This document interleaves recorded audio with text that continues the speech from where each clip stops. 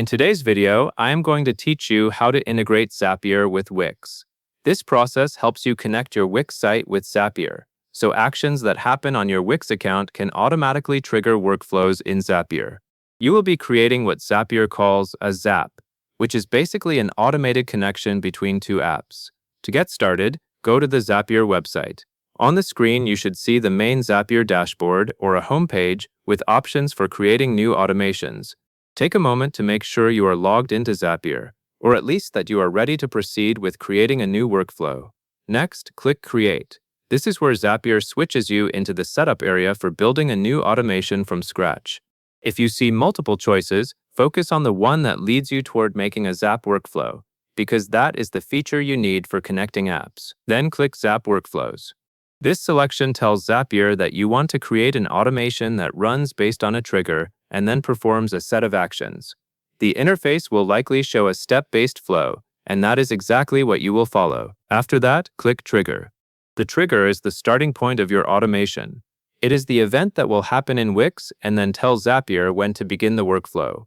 Choosing the trigger first is important because everything else depends on what Zapier detects from Wix. Next, click App. This is how you choose which application provides the trigger event.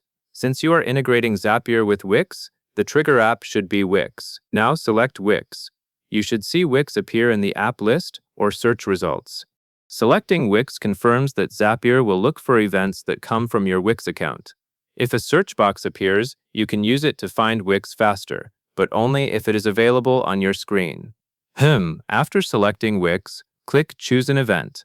This step is where you pick the exact type of activity that will start your automation. For example, it might be related to something that occurs in your Wix setup, depending on what Wix events Zapier offers at the time. Then select the Wix trigger event. Take your time here and choose the event that matches your goal for the Wix side of the integration. The event you select defines what Zapier listens for. If you are not sure, choose the most closely matching option to the behavior you want to automate. Once the trigger event is chosen, click Sign In under Account. This step is necessary so Zapier can connect to your Wix account and pull in the right account data. You should see a sign-in prompt or a connection window. Connect your Wix account. Follow the on-screen authorization steps to grant Zapier access to the Wix account you want to use. Make sure you are connecting the correct Wix site or workspace, especially if you manage more than one. This helps prevent automation running based on the wrong site data. After the account connection is complete, click Continue. This moves you forward to the next part of the setup, where Zapier typically confirms the trigger and lets you choose what happens afterward. At this point, you have established the trigger side of your Zap, meaning Wix is connected and Zapier knows what to listen for. If you are asked to test the trigger or confirm the connection, simply follow the on-screen prompts.